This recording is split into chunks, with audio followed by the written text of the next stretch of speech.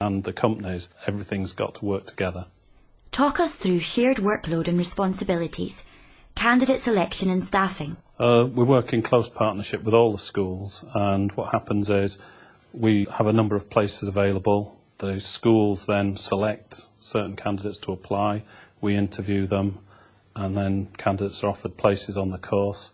The staff are all basically engineers who are actually teaching. They have a good background in industry, and they've either chosen to come back to the college and lecture. There are one or two staff in schools who are actually ex-engineers we could use, but predominantly it's taught by college-based staff.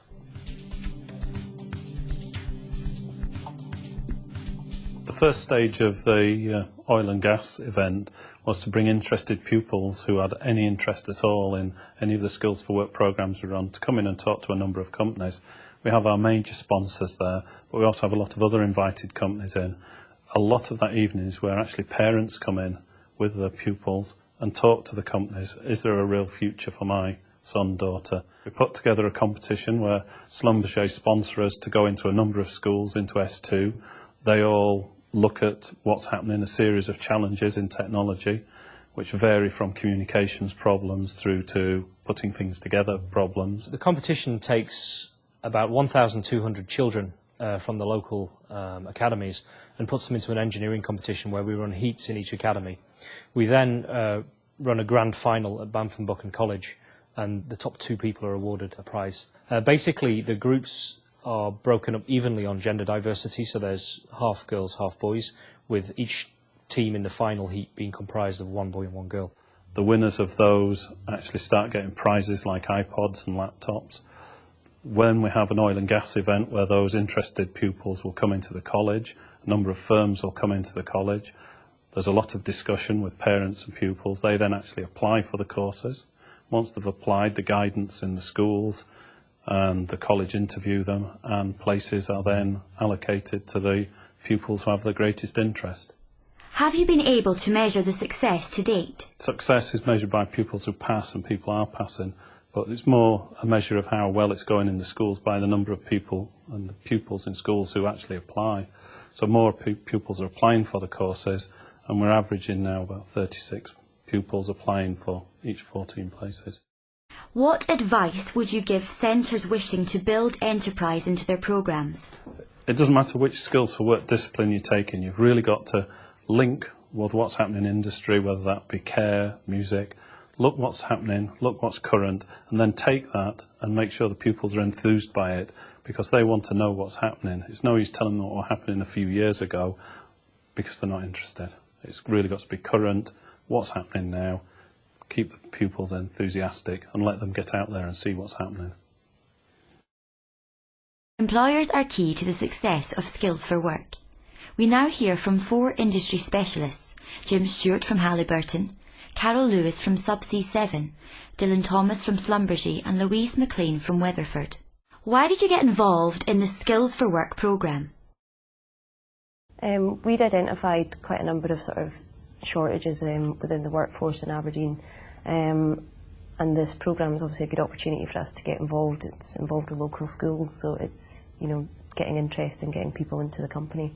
We saw the Skills for Work programme as a very good way to interact with young talent and basically foster that talent into people that we will, you know, later want to employ. What are the benefits to your company? Well, the benefits to the company are that we get exposure to a young audience, if you like, and we encourage people from this area to go into engineering.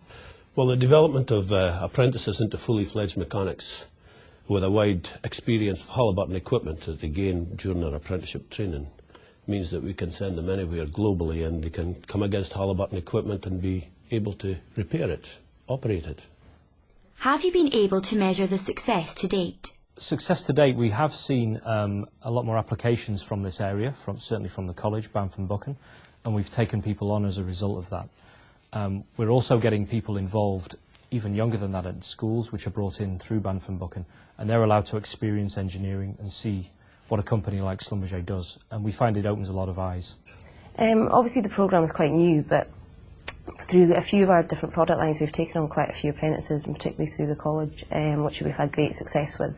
they're continuing to develop, and we're looking to take on quite a number more, and it's definitely generating a larger interest across the whole of the Weatherford Group, who are getting more involved. Do you feel that companies in other fields should be involved in this type of activity and programme? Absolutely. It's, Aberdeen's got such low unemployment that it's everybody's trying to get people to come in, and there's real skill shortage areas. So if you can get people involved in different areas, then absolutely, it's great to promote it. I think promoting engineering is a very important thing that we should be doing.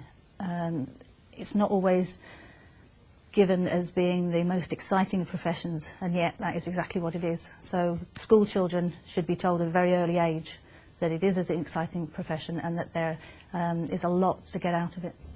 I would recommend it to any company, mainly because we can see the value from our experience.